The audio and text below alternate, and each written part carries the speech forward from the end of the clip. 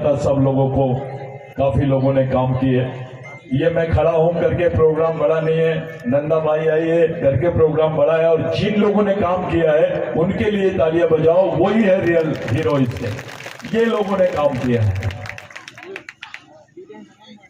आप जादव दादा को देखते हैं, एक ऑफिसर लाइन के लोग समाज में शतरंजी उठाने का काम करते हैं। यहाँ पे उनकी पूरी टीम है, मसानिया दादा और बाकी सब लोग यहाँ मौजूद हैं। लेकिन इनके पीछे कौन है, जादव दादा के पीछे कौन है, मंडलोई दादा के पीछे कौन है, ये हमको मालूम होना चाहिए। मैं मंडलोई दादा के घर में रुका था, उनकी पत्नी को देखा मैं, वो लेक्चरर है, वो उधर भी काम करती है और यहाँ पे आके खाना भी बना रही थी कार्यकर्ताओं के लिए। मैं उन लोगों के लिए आप लोग जोरदार तालियां बजाओ। साथों साथ मैं जादव दादा की बात कर रहा था, मैं उनके यहाँ, ये मान लीजिए वो मेरा घर ही है। मैं जब भी गया उनके पीछे एक बेस है, उनके पीछे जो उनका सपोर्ट। एक बात ध्यान में रखिए आप, इस देश में वो लोग देश प्रेम का और देशभक्ति का दावा कर रहे हैं जिनका आजादी में कोई सहयोग नहीं था, जिनकी उस लड़ाई में कोई सहभाग नहीं था। वो आदिवासियों को बता रहे हैं जिनकी 70% पीढ़ियों को फांसी हो गई है। लाखों की संख्या में आदिवासी मरे हैं।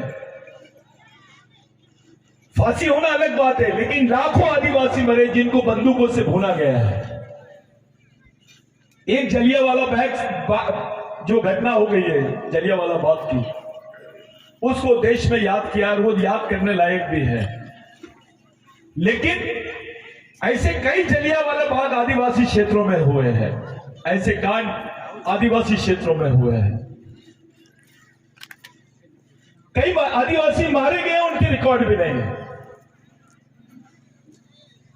भगवान टंटा भील का रिकॉर्ड ढूंढने के लिए कितनी तकलीफ गई है। उन पे पुलिस स्टेशन पे जो केस दर्ज हुई थी उसके रिकॉर्ड मिल रहे हैं, लेकिन भगवान टंटा भील को कहां गाड़ा गया इसका रिकॉर्ड नहीं मिल रहा है। क्या बात है, इन लोगों ने उसकी लाश को कहां गायब कर दिया, किधर गायब कर दिया, क्यों गायब कर दिया। कभी सुने किसी स्वतंत्र सेनानी की लाश कोई गायब कर दिया। कुछ साथी बोलते हैं कि पाताल पानी में लाके उनकी बॉडी को डाल दिए थे। कोई कुत्ते बिल्ली की बॉडी थी क्या? अबे पाताल पानी में अगर डाले थे तो उसकी कब्र होना चाहिए था। जिस व्यक्ति के दर्शन के लिए 10 लाख लोग खड़े थे लाइन से, यहां से जबलपुर तक, जिसकी फांसी की खबर सुनने के बाद देश में मौन था, मौन। उस दिन खाना नहीं खाए थे देश के लोगों ने 3 दिन। ऐसा भारत में किसी महापुरुष के लिए नहीं किया गया जो टंटा भील के लिए देखा जाता है।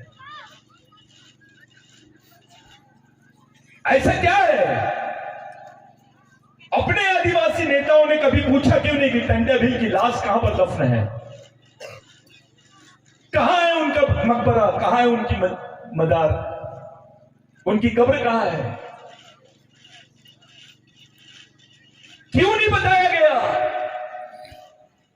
इसके पीछे के 2 मुख्य कारण हैं। साथियों, भारत में यह पहला समय है जब अंग्रेजों ने बोला कि हमने एक जिंदा भगवान को देखा है। We have seen a live God, a original God. हमने एक जिंदा भगवान को देखा है। उनसे पूछा गया ब्रिटेन में किसको देखे आपने? Whom you have seen? उन्होंने बताया हमने टंटा भील को देखा है। भगवान टंटा भील को देखा है। दुश्मन भगवान बोला है टंटा भील को। इतना ही नहीं, भगवान टंटा भील को रॉबिन हुड बोला गया है। इंडियन रॉबिनहुड,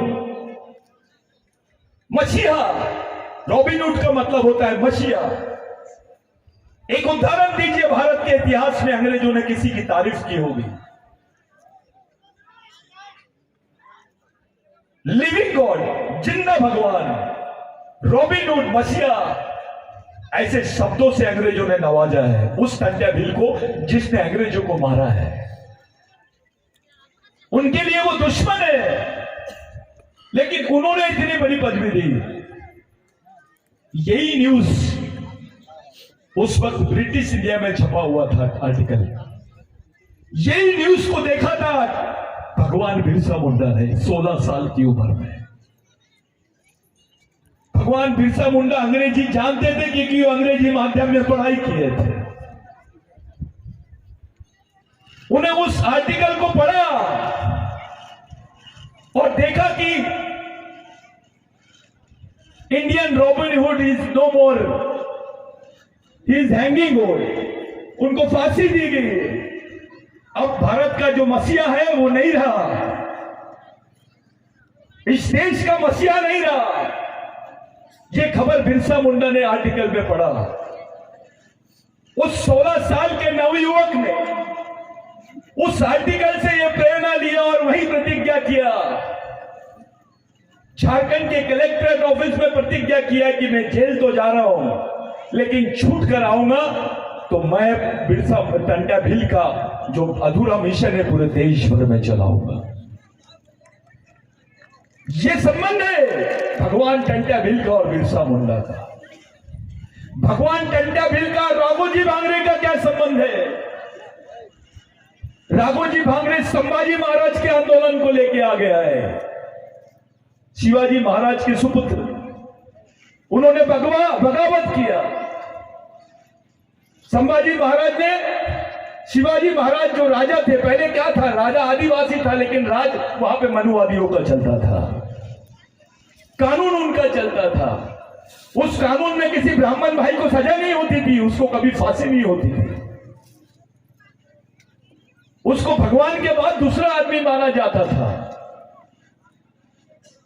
राघोजी भांगरे ने बोला इस देश में ब्राह्मण होना बड़ी बात नहीं है, इस देश में ईसाई होना बड़ी बात नहीं है, इस देश में मुस्लिम होना बड़ी बात नहीं है, इस देश में हिंदू होना बड़ी बात नहीं है, बड़ी बात है आदिवासी होना। ये राघोजी भांगरे की बात थी। उस राघोजी भांगरे को भगवान टंट्या भील ने कहा मिला? धुलिया में मिला। धुलिया भील बेल्ट है, नासिक जिले का बेल्ट है। उस वक्त धुलिया जिला नहीं बना था, तब नासिक जिला ही था। भगवान टंट्या भील का जो आंदोलन है ये प्रेरणा है उसके साथियों के, जो राघोजी भांगरे के साथी थे उनके देहांत के बाद में उन लोगों से भगवान टंट्या भील को ये प्रेरणा मिली। पहले किताबें नहीं चलती थी, पहले कोई इतिहास नहीं लिखा गया। 1911 के पहले किसी भारतीय ने इतिहास नहीं लिखा भारत का। कविता लिखी हो लेकिन इतिहास नहीं लिखा गया। वो इतिहास आदिवासियों में था और उसका मुख्य माध्यम था लोकगीत, जिसको आप लोग ट्रेडिशनल लोकगीत बोलते हो। वो लोकगीतों के माध्यम से इतिहास बताया जाता था। उस लोकगीत में लिखा है, उस लोकगीत को यहां से नहीं, नासिक से नहीं, सह्याद्री से, पुणे नासिक उसकी बाउंड्री से, सह्याद्री से लेकर सतपुड़ा तक, मेलघाट तक, मेलघाट से नागपुर अमरावती तक एक गाना होता था। गोंडी भाषा में, कोरकू भाषा में, भिल्ली भाषा में, मराठी भाषा में। किसी भगवान के इतने गाने नहीं गाए गए जितने टंट्या भील के गाने गए। उस गानों के बदौलत जिसमें लिखा था कि संक्रांत के 12वें दिन भगवान टंट्या भील का जन्म हुआ एक गरीब परिवार में। इस देश में एक ही त्योहार ऐसा है जो फिक्स है हिंदुओं का। जैसे 25 दिसंबर को तुम जीसस क्राइस्ट का बर्थडे मनाते हैं, वैसे संक्रांत भी 14 ही तारीख को मनाते हैं। ये बदला नहीं है, ये इस देश का सबसे बड़ा इतिहास है। संक्रांत केवल मध्य प्रदेश में नहीं मनाते, साउथ में तो बहुत ज्यादा मनाता है आदिवासी। संक्रांत का समय आदिवासियों के लिए बहुत महत्वपूर्ण माना जाता है, क्योंकि उस वक्त ये जो बीज होते हैं, फसल जो होती है वो पूरी आ जाती है। और उस लोकगीत में लिखा हुआ था, एक बीज को 12 दिन लगते हैं अंकुरित होने के लिए। खेती में 12 दिन बाद वो बीज अंकुरित होने लग जाता है। वैसे संक्रांत के 12 दिन बाद वो बीज आदिवासियों में अंकुरित हुआ। उसका नाम है भगवान टंट्या भील। ये जो लोग बोल रहे हैं, इनको पूछो, आदिवासियों के लोकगीतों से ज्यादा इस देश के इतिहास की पुस्तक है क्या? है? अरे पहले तो हमने आपसे पूछा कि आपके पास भगवान टंट्या भील का जन्मदिन का कोई रिकॉर्ड है क्या? आपके पास नहीं है। फिर आपको पूछा, भैया उसके मरने की कोई निशानी है क्या? नहीं है। हमारे बुजुर्ग बताते हैं कि टंट्या भील को तो रानी विक्टोरिया साथ में लेके चली गई थी यहां से, एलिजाबेथ, क्योंकि उनको समझ में नहीं आता था कि टंट्या भील गायब कैसे होता है। दामेगोंड नाम का एक व्यक्ति था, टंट्या भील का पूरा कारोबार संभालता था। रेंगा कुरकू, भगवान रेंगा कुरकू और दामेगोंड, ये एक ऐसी पर्सनालिटी थी, इनको 12 भाषाएं आती थी, 12 भाषाएं। साथियों, आप मराठी बोल सकते हो क्योंकि आदमी की भाषा है, अंग्रेजी बोल सकते हो, आदमी बोलता है, बिल्ली भाषा बोल सकते हो, आदमी बोलता है, गोंडी बोल सकते हो, कोरकू बोल सकते हो, लेकिन पशु और प्राणियों की भाषा भी बोली जाती थी आदिवासियों में। वर्ल्ड में ये कहीं रिकॉर्ड नहीं है। भगवान रेंगा कोरकू को जानवरों की भाषा आती थी, दामेगोंड को जानवर की भाषा आती थी, पशुओं की, पक्षियों की भाषा आती थी। मामूली चीज नहीं है। ऐसी यहां की खबर 4 घंटे में मेलघाट के नागपुर में नहीं पहुंचती थी। तब कोई फोन नहीं था, कोई विमान नहीं था, एरोप्लेन नहीं था। इसको नेटवर्किंग बोलते हैं।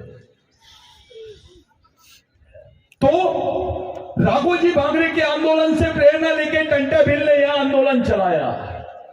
टंट्या भील के आंदोलन से प्रेरणा लेकर रेंगा कोरकू ने चलाया। रेंगा कोरकू और टंट्या भील की प्रेरणा लेकर बाबूराव शेरवाके ने आंदोलन चलाया। इनकी प्रेरणा लेकर बिरसा मुंडा ने आंदोलन चलाया, और उनकी प्रेरणा लेकर अपन लोग चला रहे हैं आंदोलन। ये वही आंदोलन है जिसको आप लोग चला रहे हैं। ये मेरा नहीं है, ये किसी सतीश पेंदाम का नहीं है। ये आंदोलन हमारे पुरखों का है, पूर्वजों का, हमारे भगवानों का है। कुछ लोग व्हाट्सएप पे कमेंट्स कर रहे थे कि सतीश भाव ने भगवान कैसे बोल दिया टंट्या भील को। 2 किस्म के भगवान होते हैं जिसको आपने देखे ही नहीं। एक ऐसा भगवान और जिसको आपने देखे है कि उसने आपको जमीन दिया, अपना जीवन दे दिया, आपके लिए मर गया हंसी से। जब फांसी की सजा भगवान टंट्या भील को दी गई तो उनसे पूछा गया कि कल तेरे को फांसी होने वाली है। सब लोग बाहर भीड़ लगाए हुए हैं। अपने परिवार वालों से मिलना चाहता है क्या? अपने परिवार वालों से मिलना चाहता है क्या? तो भगवान टंट्या भील ने बोला, मैंने 17 साल से अपने परिवार की लोगों की शक्ल नहीं देखी। 22 साल से मैंने अपने पिताजी, अपनी बहन को नहीं देखा। मैं उनको पहचान भी नहीं सकता हूं और मिलना भी नहीं चाहता हूं। मैंने पूरा जीवन जिन लोगों के लिए दिया है वो मेरा समाज है, मैं उसी को अपना भगवान मानता हूं। ये ताली बजाने वाली बात नहीं है।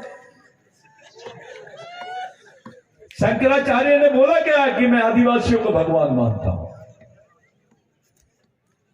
रामदेव बाबा बोलता है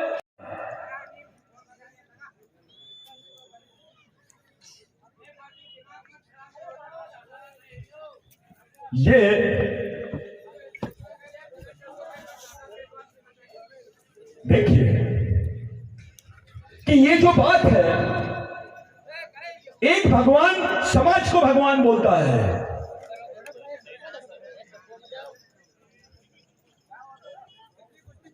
वो जिस तरीके की बात मैं आपको बता रहा हूं कि मरते वक्त भी समाज का नाम लेते हैं लोग। मैं अपने समाज को देखना चाहता हूं। इतनी बड़ी बात किसी ने नहीं किया, इतनी बड़ी बात नहीं किया किसी ने, किसी क्रांतिकारी ने नहीं किया। यह बात आपके लिए भगवान टंटा भील ने की है। आपके जमीनें तो छीन ली गई थी, आपके पास जमीन नहीं थी, हमारी मां बहनों को कपड़े पहनने की परमिशन नहीं थी। भाई साहब, सब लोग एक जगह बैठ जाइए, उठ के मत जाइए, क्योंकि ये आदिवासी कौम है, भागने वाली कौम नहीं है, लड़ने वाली कौम है। बैठ जाइए। आप लोगों से विनती है कि शांति से बैठे तो मैं बोलूंगा, नहीं तो मैं नहीं बोलूंगा। तो एक जुनून देखिए उनका कि समाज को देख के मरना चाहता है। भाई, मैं मरते वक्त मेरे समाज को देखना चाहता हूं। कौन आदमी बोला ऐसा, बताइए? कौन आदमी बात करता है? इतनी वफादारी समाज के प्रति। एक तरफ टंटा भील को देखिए और दूसरी तरफ अपने नेताओं को देखिए। टंटा भील की वफादारी देखिए कि वो मरते वक्त समाज को देखना चाहता है। ये तो जीते जी समाज को नहीं देखना चाहते हैं। जीते जी समाज से दूर जा रहा है। पढ़ा लिखा आदमी, ऑफिसर, उसको वो कार्यक्रमों में इंटरेस्ट है जिसमें उसका सत्कार होता है, जिसमें उसको सम्मान मिलता है। ऐसे कार्यक्रमों में अधिकारी कर्मचारी आपको ज्यादा मिलेंगे। लेकिन जिस कार्यक्रम में समाज की नींव डाली जाती है, समाज का फाउंडेशन डाला जाता है, उस कार्यक्रम में ये लोग नहीं दिखाई देते हैं। साथियों, अगर वो सामाजिक जुनून नहीं होता तो मेरा दावा है भारत में भील आदिवासी नहीं होते। ये गलत बात है। अरे, तुमको तो गुनाहगार जमात बोला जाता था, गोल्ड को गुनाहगार जमात बोला जाता था, कोरकू को बोला जाता था, भील वंश के सभी लोगों को भील गुनाहगार बोला जाता था। आपको गवर्नमेंट सर्विसेज नहीं मिलती थी, आपको चोर समझा जाता था, डकैत समझा जाता था। आपको बोला जाता था कि भैया ये लोगों को नौकरियां नहीं मिलती थी। तब होलकर स्वराज्य में, यानी वो होलकर राज्य में भी आपको नौकरी नहीं मिलती थी और अंग्रेजी हुकूमत में भी आपको नौकरी नहीं मिलती थी। कोरकू भगवान रेंगा कोरकू ने बोला, टंटा भगवान को बोला कि भगवान, ऐसे से तो आदिवासियों को ये लोग नौकरी भी नहीं देंगे, रोजगार भी नहीं मिलेगा, ये जिंदा कैसे रहेंगे? देखिए कलेजा, भगवान टंटा भील ने अंग्रेजों को बोला, जाओ उनको ये पत्र दे दो कि अगर आप टंटा भील को पकड़ना चाहते हो तो आदिवासियों को पुलिस में भर्ती कर डालो। 400 पुलिस भर्ती हुई, 400 लोगों की, 400 आदिवासियों की। उसमें कोरकू था, उसमें भील था, बिलाला था, बारेला था, सरदार था। उस वक्त जिसको हेरिडिटरी एक्ट बोलते हैं, वंशज, अपने लोग, अपना बच्चा पेट में पैदा रहता था, पेट में रहता था तो उसको गुनाहगार बोल दिया जाता था। पेट से गुनाहगार पैदा होता था आदिवासी। तुमको इस देश में नौकरियां नहीं मिलती, तुमको गुनाहगार बोल के जिंदा रखा जाता था। एक क्रिमिनल ट्राइबल यानी आदिवासियों को मार दो तो सजा नहीं होती थी। तुम्हारी मां बहनों को सरेआम मारा जाता था, उनका बलात्कार किया जाता था, उनकी अवहेलना की जाती थी, नंगा घुमाया जाता था। यह सच्चाई थी। चाहे महाराष्ट्र से लेकर मध्य प्रदेश से लेकर इधर पूरा जितना सतपुड़ा पहाड़ है, सह्याद्री सतपुड़ा क्षेत्र, आज जो गर्व से बोल रहे हैं ना, मैं आदिवासी हूं, ये मेरी बीवी है, मेरा बच्चा है, ये मेरा घर है। मेरे भाई, दिल से पूछ, दिल पे हाथ रख के पूछ, कौन से भगवान ने तेरे को जमीन दिया है, कौन से भगवान ने तेरे को जिंदा रखा है? टंटा भील नहीं होता तो भारत में भील नहीं होता। उस कानून की वजह से आज तुमको भगवान टंटा भील को पकड़ने के लिए खुद ने बोला कि मेरे समाज के लोगों को नौकरियां दो। अगर वो भर्ती नहीं होती तो आज तुम लोग टीचर नहीं बनते, डॉक्टर नहीं बनते, इंजीनियर नहीं बनते, वकील नहीं बनते, बाबू नहीं बनते, पढ़ नहीं सकते, तुम्हारी मां बहनों के बदन पे कपड़े नहीं होते। भगवान टंटा भील ने बोला कि मेरे को पकड़ लो, मेरे समाज को छोड़ दो। उसने बोला है, उसको भगवान रेंगा कोरकू ने बोला, भगवान ये तो आपको पकड़ लेंगे, हमारा क्या होगा? टंटा भील बोलते हैं, अरे अगर मैं 100 बार भी जन्म लूंगा तो अपनी कौम के लिए मैं ऐसे ही मिटते रहूंगा। समाज के नाम पर बड़ा होने वाला भगवान और समाज के नाम पे कुर्बान वाला भगवान ही फर्क है। कुर्बान होने वाले भगवान का नाम है भगवान टंटा भील। आज तुम्हारे पास नौकरियां है, जमीन है, जमीन के टुकड़े हैं, जाओ 1911 के पहले का रिकॉर्ड निकालो, पूछो कौन से राजा ने तुमको जमीन दी, कौन से भगवान ने तुमको जमीन दी, पूछो। राघोजी भांगरे नहीं होता, बिरसा मुंडा नहीं होता, बाबूराव शर्मा के नहीं होता, टंटा भील नहीं होता, रेंगा कोरकू नहीं होता, तुम्हारे पास टुकड़े भी नहीं रहते जमीन के। तुम्हारी जमीन तो छीन लिए थे। भारत की 70 से 75% जमीन आदिवासियों की थी, आज उसकी केवल 12-18% जमीन बची है। मध्य प्रदेश का आदिवासी दूसरे राज्य में जाता है मजदूरी करने के लिए। मध्य प्रदेश में हर एक घर के बाद एक मजदूर मिलता है, वो आदिवासी होता है। सबसे गरीब लोग आदिवासी, सबसे मजबूर लोग आदिवासी। अरे जो बच्ची, जो मां रहती है, हमारी बहन रहती है, उसके पेट में बच्चा भी रहता है तो वो गड्ढा खोदते रहती है, क्योंकि उसके पेट का सवाल रहता है। जिसको बिस्तर पे आराम करना चाहिए वो 8 महीने तक के अपने बच्चे के लिए गड्ढा खोदती है, तब भी शर्म नहीं आती हमारे नेताओं को, हमारे लोगों को, हमारे चाहने वालों। सरकार से अपेक्षा मत करो, क्योंकि इनकी नियत आदिवासियों के बारे में साफ नहीं है। लेकिन अपने समाज के अधिकारी, कर्मचारी, नेताओं से तो अपेक्षा कर सकते हैं ना, क्योंकि उसमें खून है अपना। कोई भी पार्टी में रहे, वो बजरंग दल में काम करे, आरएसएस में काम करे, बीजेपी में काम करे, कांग्रेस में काम करे या और कहीं काम करे, लेकिन हमको विश्वास उस पे नहीं, हमारे खून पे है कि जिस दिन उसके भी खून उसका जाग जाएगा, उस दिन वो समाज के बारे में जरूर सोचेगा, क्योंकि आदिवासी का खून गद्दार नहीं है। अभी भी उम्मीद है कि समाज का आदमी समझेगा कि ये लड़ाई किस लिए लड़ी जा रही है। ये किसी धर्म के खिलाफ में या किसी लोगों के खिलाफ में नहीं, ये समाज के हक में है। क्या गुनाह है आदिवासियों का? मध्य प्रदेश में 35% से ज्यादा आदिवासी है। किसी समय 60% आदिवासी होते थे, आज मध्य प्रदेश में 35% हो गए, यानी 25% गायब हो गए। और गायब नहीं हुए, वो रोजी रोटी के लिए, अपना पेट पालने के लिए दूसरे राज्य में रह रहे हैं। 10 एकड़ जमीन है तो भी भीख मांग रहा है वो, 10 एकड़ जमीन है फिर भी दूसरे राज्यों में जाके गड्ढा खोद रहा है वो। ये उस लड़ाई का हिस्सा है।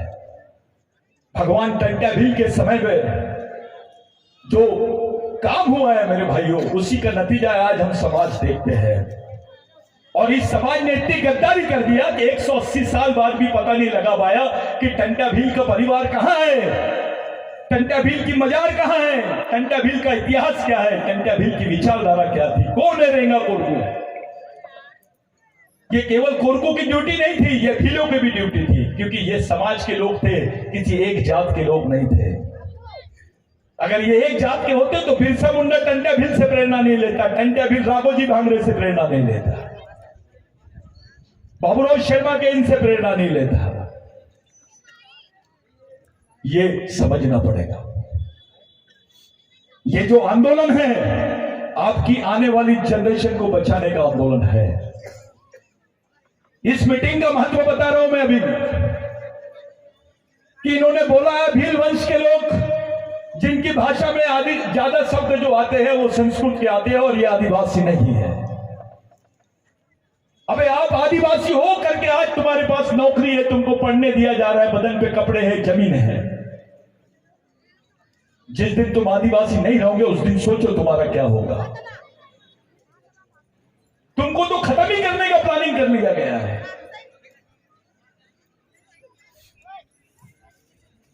भारत में आदिवासी नहीं रहते हैं, संयुक्त राष्ट्र संघ में बोल दिया गया।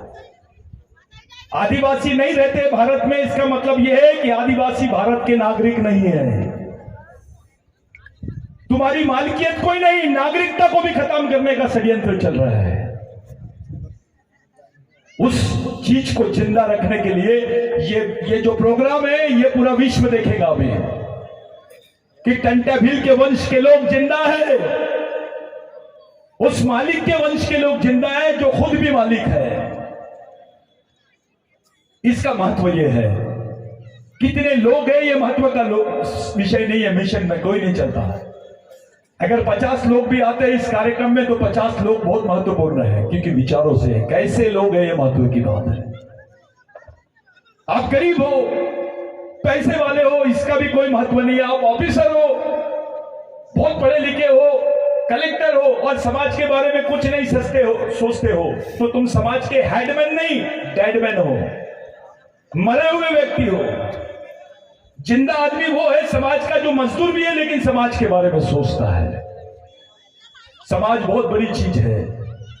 अगर भगवान टंटा भील समाज के लिए कुर्बान हो सकता है तो क्या हमारे में वो जज्बा होना चाहिए कि नहीं कि हम भी समाज के लिए कुर्बान हो और उस रास्ते पे चले जिस रास्ते पे टंटा भगवान चल रहे थे, रेंगा गोरखू चल रहे थे।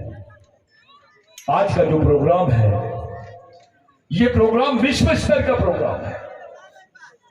आज गणतंत्र दिवस है भारत में। राष्ट्रपति का भाषण देखे होंगे, राष्ट्रपति जी आदिवासी है लेकिन आदिवासियों के इतिहास पर कोई उल्लेख नहीं है। प्रधानमंत्री जी का भाषण देखे होंगे, आदिवासी इतिहास में कोई उल्लेख नहीं। और इस देश के राष्ट्रपति को नहीं मालूम, इस देश के प्रधानमंत्री को नहीं मालूम कि 26 जनवरी को भगवान टंटा भील का जन्म हुआ था। ये जानबूझ के उनकी फोटो नहीं लगाना चाहते हैं। उस स्वतंत्र सेनानी का दर्जा नहीं देते हैं हमारे लोगों को। एक अलग इतिहास बताया जा रहा है देश में। आपको उस इतिहास को खड़ा करना है। ये नई जनरेशन है, ये हमारी आखिरी जनरेशन द्वारा आखिरी पीढ़ी द्वारा आखिरी पीढ़ी को बचाने के लिए लड़े जाने वाली आखिरी लड़ाई है। इसको हर हाल में जीतना पड़ेगा, तब समाज जिंदा रहेगा, नहीं तो खत्म हो जाओगे तुम। नाचने से, गमछे लगाने से, बेल्ट लगाने से, मैं अध्यक्ष हूं, मैं सचिव हूं, मैं फलाना राज्य का अध्यक्ष हूं, वे तेरे को इंटरनेशनल अध्यक्ष बनाते हैं। क्या कर लेगा? क्योंकि यहां तो पूरा गेम विचारों का है।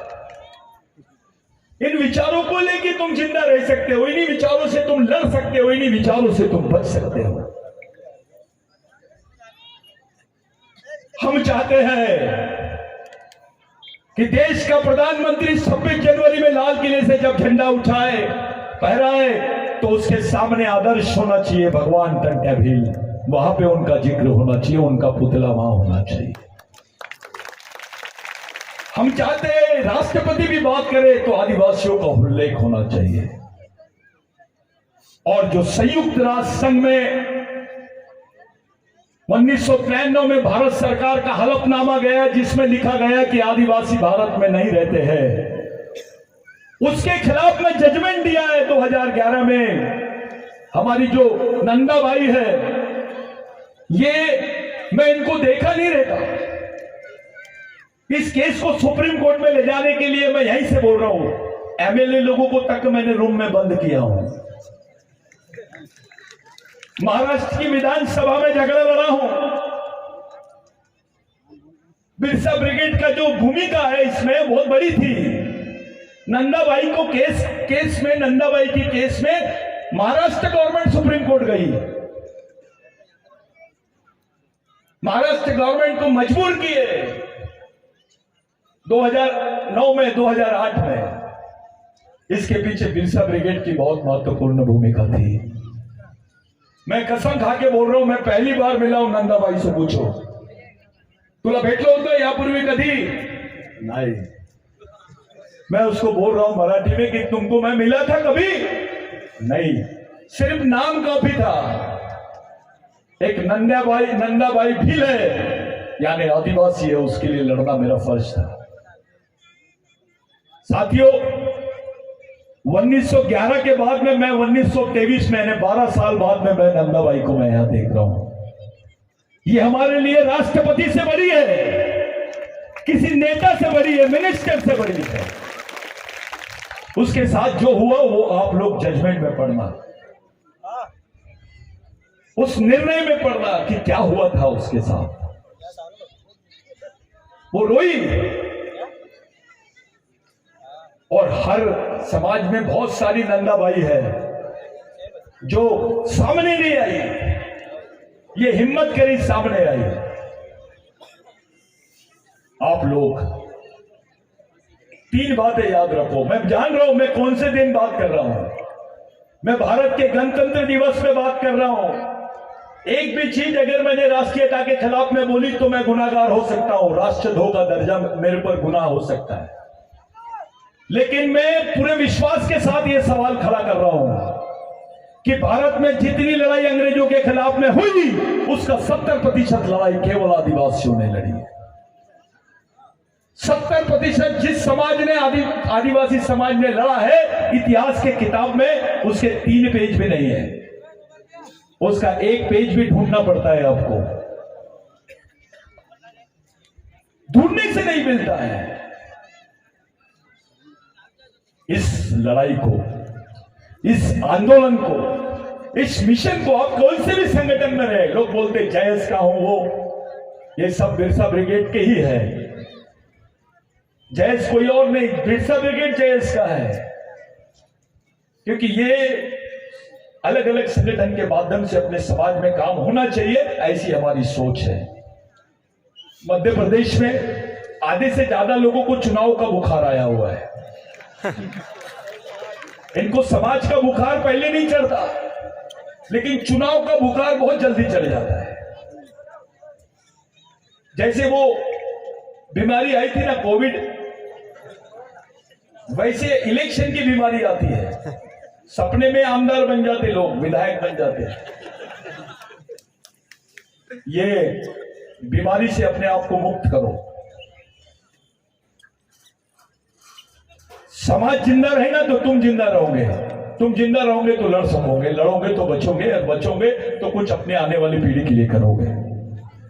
लेकिन मैं यहीं से बोल रहा हूं, किसी को लग रहा होगा कि आदिवासी समाज के कोई पालनहार नहीं है, आदिवासी समाज के कोई संरक्षक नहीं है, इस समाज को बचाने वाले लोग नहीं है, इस समाज के बारे में सोचने वाले लोग नहीं है, लेकिन यह बिल्कुल गलत है, बिल्कुल गलत है।